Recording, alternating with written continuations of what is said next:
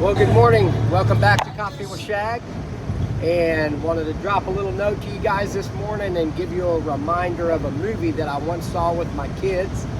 And that movie is Meet the Robinsons. If you'll remember the cartoon about the little boy named Lewis, and he had a friend in it was like a boys' home, an orphanage, and they called that little boy Goober.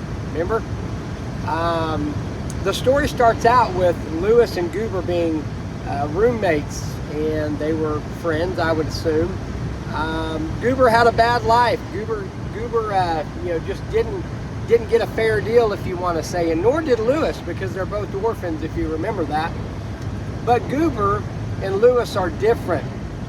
Goober, due to one bad thing that happened in his life, Goober harped on that, or not necessarily harped, but I mean just lived in it, just stayed with it, allowed that to change who he was.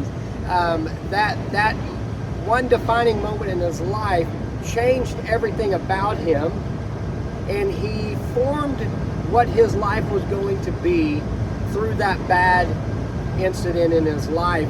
And so he grew up in the movie, if you'll remember, to become the bowler hat guy. Very, very good movie.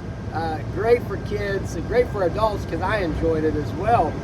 But he grew up to be the bad guy in the movie, and they called him the bowler hat guy. Well, Lewis, on the other hand, was a genius. Lewis came from a family who celebrated failure. Okay, you need to catch that this morning. They celebrated failure, and the reason they celebrated failure is because failure meant that there was progress. Okay, there was movement. Whereas the bowler hat guy, little Goober, the difference in him was he allowed himself to stay stationary in the bad thing that happened to him. And Lewis, although he failed being this inventor for so many projects, Lewis eventually created the time machine that allowed them to travel in time. Now, obviously, we know it's a fictional cartoon movie, but that is what I wanted to remind you guys today about. You can either choose to live where Goober lived and allow the bad thing that happened to you in life to mold you, make you, and hold you back the rest of your life, and even change who you are as an individual. Or you can live like Lewis, who, although he failed many times in his journey, you could be celebrated because of the movements that you're making.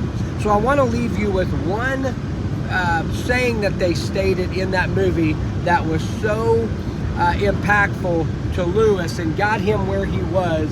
And that saying is, keep moving forward. Guys, no matter how many times you fail, keep moving forward. Bless you.